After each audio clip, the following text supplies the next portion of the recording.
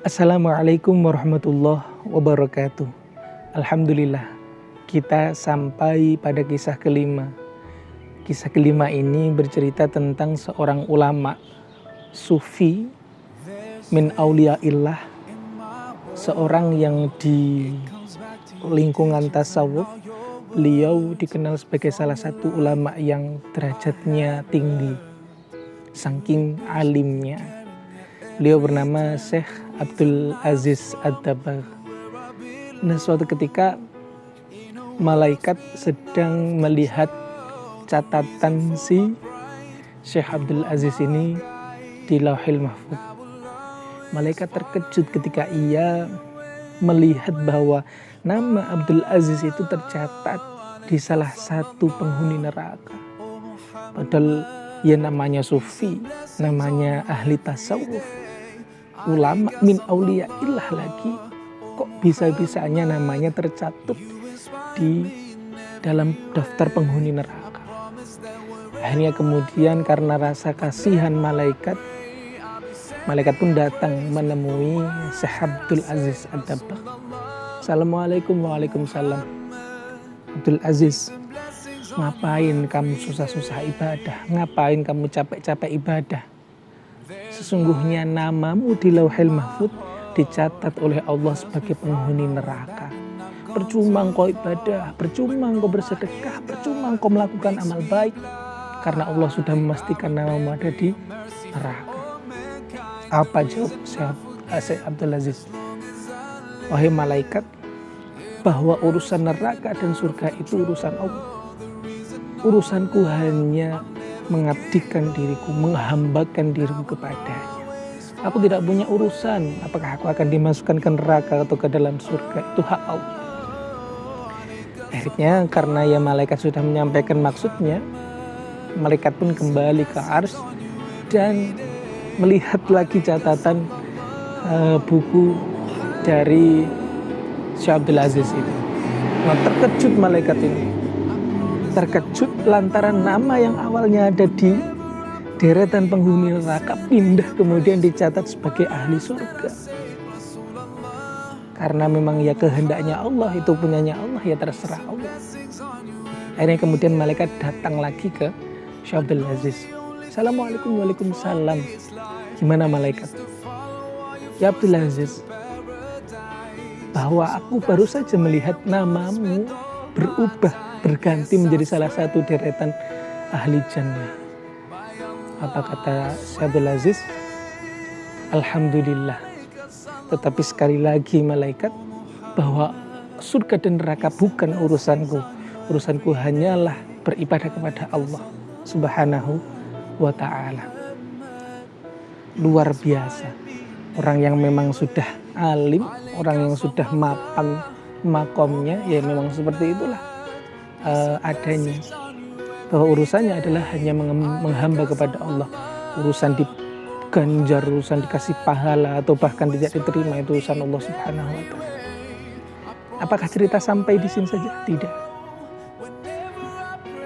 Kemudian malaikat menimpali jawaban dari Syekh Abdul Aziz itu. Wahai Abdul Aziz, rasa ikhlasmu, rasa tulusmu inilah yang menjadikan Allah Subhanahu wa ta'ala mengubah namamu yang awalnya jadi penghuni neraka menjadi penghuni surga.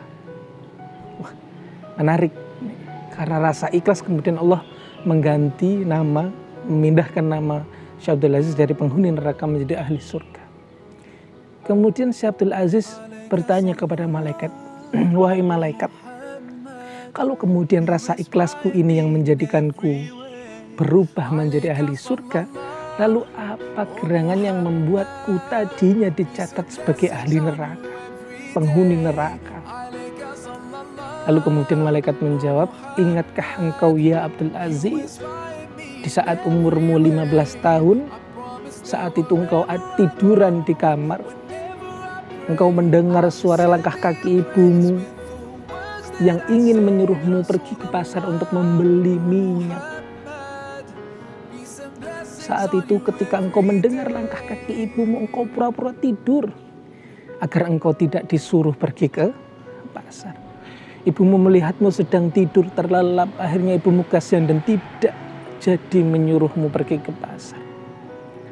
Nah, perilakumu yang membohongi ibumu dengan berpura-pura tidur lantaran kau tak mau disuruh ke pasar, itulah yang menjadikan seluruh amalmu selama ini gugur. Walaupun kau dianggap sebagai min auliyaillah, walaupun kau dianggap sebagai wali Allah, lantaran kebohonganmu pada umur 15 tahun yang pura-pura tidur saat disuruh orang tuamu, ibumu, yang menjadikanmu sebagai ahli neraka. Naudzubillah, na'udzubillah. Bahwa hanya terlihat sepele, pura-pura tidur, dan ibunya pun kasihan, sehingga kemudian tidak jadi menyuruh Abdul Aziz kecil. Sejak saat itu beliau, Syekh Abdul Aziz Ad-Dabbagh, bertobat kepada Allah dengan sebenar-benarnya tobat, dan beliau tidak pernah berceramah dimanapun beliau diundang kecuali menyampaikan tentang wasiat berbakti kepada kedua orang tua. Tentu dari cerita ini kita sudah bisa menangkap bagaimana kemudian pesan hikmah yang bisa kita ambil. Orang tua adalah kunci, ibu, bapak adalah kunci dari segalanya. Bahkan dawahnya Romo ya ikhwan, kalau kemudian kita mau rezeki kita lancar, usaha kita lancar, bekti marang wong tua itu penting. Berbakti kepada orang tua itu penting. Kalau orang tuanya yang masih hidup, apapun yang menjadi kemauannya, selagi tidak bertentangan dengan syariat, wajib hukumnya kita laksanakan. Apapun itu sudah. Kalau kemudian orang tua kita ada yang sudah wafat, maka doa, mendoakan beliau adalah kewajiban, adalah keharusan yang harus kita jadikan kebiasaan di dalam setiap hari kita. Maka oleh sebab itu sekali lagi bahwa orang tua, terutama ibu, sampai kemudian suatu ketika Rasulullah pernah bersabda, menyampaikan dawuhnya, umi, umi, umi, ibu, ibu, ibu, baru kemudian bapak. Ini bukan berarti bapak tidak penting, tetapi ibu memiliki derajat yang begitu luar biasa di sisi Allah Subhanahu wa Ta'ala.